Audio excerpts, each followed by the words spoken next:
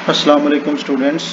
आज जो है वो हम बैलेंसिंग ऑफ इक्वेशंस को करेंगे। फर्स्ट इक्वेशन में आपको करवाने जा रहा हूँ एक्सरसाइज का क्वेश्चन जो है उसका 5 का B part, question 5 part B, और उसका आगे फर्स्ट पार्ट जो है उसको हम आगे सॉल्व करने जा रहे हैं। ठीक है जी।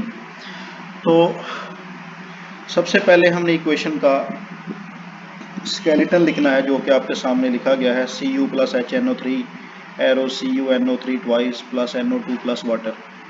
स्केलेटन लिखने के बाद इक्वेशन लिखने को कहते हैं स्केलेटन लिखना उसका ही। हाँ जी, सबसे पहले हम इसके ऑक्सीडेशन नंबर लगाएंगे। आपको पता होना चाहिए कि फ्री एलिमेंट जो होता है उसके ऊपर ऑक्सीडेशन स्टेट 0 होता है, और ऑक्सीजन पे आपको पता है नॉर्मली -2 आता है। हाइड्रोजन पे +1 आता है तो 2 हाइड्रोजन पे +2 आएगा। यहाँ पे 2 ऑक्सीजन हैं, -4 आएगा। ओवरऑल NO2 पे 0 चार्ज है तो वो 0 तब आएगा जब आप नाइट्रोजन पे +4 लगाएंगे, तो +4 -4 कैंसिल होके 0 हो जाएगा।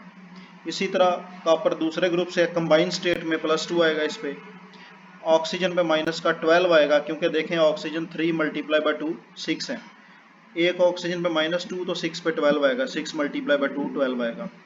अब नाइट्रोजन पे आपको पता होना चाहिए कि प्लस का 10 आएगा, क्योंकि ये +2 और +10 मिलकर +12 हो जाएंगे, और +12 और -12 आपस में कैंसिल होकर ओवरऑल 0 आएगा। इसी तरह हाइड्रोजन पे +1, इधर -6, और नाइट्रोजन पे क्या आ जाएगा, +5 आएगा। अब थर्ड स्टेप में आपने ये करना है, देखना है कि किस किस एलिमेंट की ऑक्सीडेशन स्टेट जो है वो चेंज हुई है। ठीक है, तो ऑक्सीडेशन स्टेट जिस जिस एलिमेंट की चेंज हुई है हमने उसको देखना है। तो देखें कॉपर 0 से +2 में जा रहा है, सिर्फ इसको लिखेंगे। और नाइट्रोजन को देखें तो +5 से यहाँ पे देखें तो +4 आ रहा है, और यहाँ पे देखें तो प्लस का 10 आ रहा है। +10 का मतलब है ये 2 नाइट्रोजन के ऊपर +10 है, तो यहाँ पे अगर आप गौर करें तो एक नाइट्रोजन पे प्लस का 5 आएगा।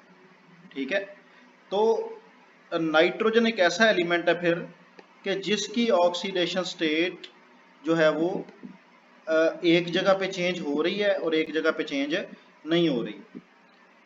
तो फिर जो चेंज नहीं हो रही है मैं उसको इरेज करने जा रहा हूँ। ये देखें जरा, ये +10, इसको मैं इरेज कर रहा हूँ क्योंकि ये चेंज नहीं हो रही, क्योंकि +10 का मतलब है +5 एक नाइट्रोजन पे, तो +5 से +5 जो है ना चेंज नहीं होता। तो nitrogen is changing from +5 to +4। ठीक है, अब एक नाइट्रोजन ऐसा है हमारे पास जिसकी ऑक्सीडेशन स्टेट चेंज नहीं हो रही। देखें ना, अगर आप इस नाइट्रोजन का रिलेशनशिप इससे बना दें, इस कॉपर का रिलेशनशिप इससे बना दें, तो ये नाइट्रोजन ऐसा है जिसकी ऑक्सीडेशन स्टेट चेंज नहीं हो रही। तो उसके लिए फिर आपको क्या करना पड़ता है, लेफ्ट साइड पे एक नाइट्रोजन खुद लगाना पड़ता है जिसकी ऑक्सीडेशन चेंज नहीं होगी। ये +5 से +5 में जाएगा, इसका रिलेशनशिप आप इस नाइट्रोजन से बनाओगे। ठीक है, तो ये फर्स्ट टाइम ही आपको मुश्किल होगी थोड़ी, लेकिन आगे आसानी से आपको समझ आ जाएगी। ठीक है, तो हमने किया क्या है, अब मैं इसको इरेज करने जा रहा हूँ, ये +5 को और इस +5 को, क्योंकि ये आपस में चेंज नहीं हो रहे। तो हमने असल में रिलेशनशिप बनाना है उस नाइट्रोजन का जिस नाइट्रोजन की ऑक्सीडेशन स्टेट चेंज हो रही है। तो अगर आप गौर करें तो ये +5 से +4 जा रहा है, दैट इज चेंजिंग। ये 0 से +2 में जा रहा है, दैट इज चेंजिंग। और अगर आप इस नाइट्रोजन की बात करते हैं जिसको मैं अंडरलाइन किया है और दूसरी इसको जिसको अंडरलाइन कर रहा हूं, तो इनका रिलेशनशिप आपस में मौजूद है, लेकिन इनकी ऑक्सीडेशन स्टेट चेंज नहीं हो रही। तो हमारा जो रूल था वो ये था कि हमने उन ऑक्सीडेशन स्टेट्स को लिखना है जो चेंज हो रहे हैं, उनको नहीं लिखना जो चेंज नहीं हो रहे। हाँ जी, फिर अगले स्टेप में क्या करेंगे, उसी तरह से जो है हम ऑक्सीडेशन स्टेट लगा देंगे, लेकिन यहाँ पे लेफ्ट साइड पे आपने नाइट्रिक एसिड उसी तरह से लिख देना है जैसे आपने ऊपर लिखा है। और नाइट्रोजन ऐड होती है उस फॉर्म में जिस फॉर्म में नाइट्रोजन पहले थी। तो पहले HNO3 की फॉर्म में थी, अब भी HNO3 की फॉर्म में है। इसी तरह यहाँ पे नाइट्रोजन पे +5, यहाँ पे कॉपर पे +2, इधर नाइट्रोजन पे +4। अब क्या करना है, अब एरो लगाना है। हाँ जी, एरो कैसे लगाएंगे, कॉपर से आप एरो उठाएंगे और कॉपर पे ख़त्म कर देंगे, और इस नाइट्रोजन से एरो उठाएंगे और इस नाइट्रोजन के ऊपर जाके ख़त्म कर देंगे। हाँ जी, अब देखें जिनके ऊपर एरो लगाए हैं उनके ऊपर आपने देखना है कि क्या उनकी ऑक्सीडेशन स्टेट चेंज हो रही है या कि सॉरी, उनके ऊपर ऑक्सीडेशन स्टेट तो चेंज हो रही है, क्या अब आपने एरो लगाने के बाद ये देखना है कि क्या ये एटम्स बराबर हैं। तो देखें एक ही कॉपर यहाँ है, एक ही कॉपर यहाँ है, तो एटम बैलेंस है। ये आपने बड़ी इंपॉर्टेंट बात है जो करनी है, बुक के ऊपर ये मेंशन नहीं है, क्योंकि इससे इक्वेशन आपकी जल्दी सॉल्व हो जाती है। ठीक है, अब ये नाइट्रोजन देखें, ये एक नाइट्रोजन है और यहाँ पे भी एक नाइट्रोजन है। तो पहले आपने अंडरलाइंड को बैलेंस कर लेना है, मतलब जिन पे एरो खत्म हुआ है, जहां से एरो शुरू हुआ है। फिर आपने दोनों तरफ ऑक्सीडेशन स्टेट्स जो है वो बैलेंस करनी है। वो कैसे, देखें कॉपर पे 0 है, कॉपर पे +2 है, दोनों में डिफरेंस कितना है, 2 का, तो यहाँ पे आप 2 इलेक्ट्रॉन लिख दें। ठीक है, नाइट्रोजन पे +5 है, इधर +4 है, तो कितने का डिफरेंस है, 1 का, 1 इलेक्ट्रॉन लिख दें। अब आपने एक चीज याद रखनी है कि पॉजिटिव चार्ज का इंक्रीज होना, नेगेटिव चार्ज का डिक्रीज होना, इस प्रोसेस को हम क्या कहते हैं, दैट इज ऑक्सीडेशन। इसी तरह पॉजिटिव का डिक्रीज होना, नेगेटिव का इंक्रीज होना, इस प्रोसेस को हम क्या कहते हैं, दैट इज रिडक्शन। तो रिडक्शन और ऑक्सीडेशन आपके सामने है। देखें कॉपर 0 से +2 में जा रहा है, दैट इज ऑक्सीडेशन, तो इसके साथ आप क्या लिख दोगे, ऑक्सीडेशन, और इधर लिख दोगे -2 electron. Oxidation is removal of electron, तो माइनस इसलिए लिखा मैंने। हाँ जी, यहाँ पे +5 और +4 एक का डिफरेंस है, तो देखें पॉजिटिव चार्ज डिक्रीज हुआ है, तो ये देखें पॉजिटिव डिक्रीज हो तो क्या होती है, रिडक्शन।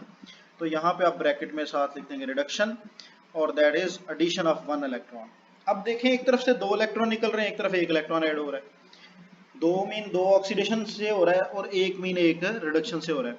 अब आप क्या करोगे, इलेक्ट्रॉन बैलेंस करने स्टेप में। हाँ जी, अब क्या करेंगे, इधर आप कैसे मल्टीप्लाई कर दोगे, 2 से, मल्टीप्लाई बाय 2, ये मल्टीप्लाई बाय 2 का साइन है, तो तब यहाँ पे भी 2 इलेक्ट्रॉन हो जाएंगे, और यहाँ पे ऑलरेडी 2 इलेक्ट्रॉन है दूसरे ऑक्सीडेशन में, रिडक्शन में भी 2 हो जाएंगे ना। अब ये जो 2 है, इससे आपने इस साइड पे भी मल्टीप्लाई कर देना है, और जहाँ पे एरो खत्म हुआ है उस साइड पे भी मल्टीप्लाई कर देना है। तो जब आप मल्टीप्लाई करोगे, तो मैं रेड से मल्टीप्लाई करता हूँ, देखें जरा, 2 इधर मल्टीप्लाई हो गया और 2 ही इधर मल्टीप्लाई हो गया। तो इस स्टेप में आपके इलेक्ट्रॉन बैलेंस हो जाते हैं। और फिर क्या करना है हमने, इसी तरह से इस सारी इक्वेशन को दोबारा लिखना है। ठीक है, ताकि बाकी जो बैलेंस होने वाले एटम रह गए हैं उनको हम बैलेंस कर लें। 2HNO3 forward Cu। अब चार्जेस लगाने की आपको कोई ज़रूरत है नहीं है, क्योंकि इलेक्ट्रॉन आपने बैलेंस कर दिए हैं। अब आप सिंपली एटम्स बैलेंस करने हैं। ठीक है, बैलेंसिंग बाय इंस्पेक्शन लास्ट है। ठीक है, तो देखिए कॉपर कॉपर बैलेंस है, बिल्कुल बैलेंस है।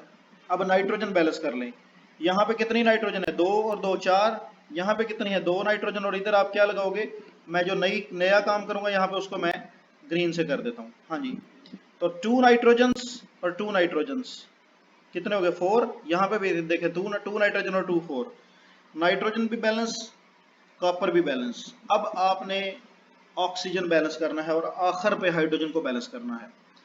हाँ जी, ऑक्सीजन कितनी है, 3 2 6 एंड 6 12।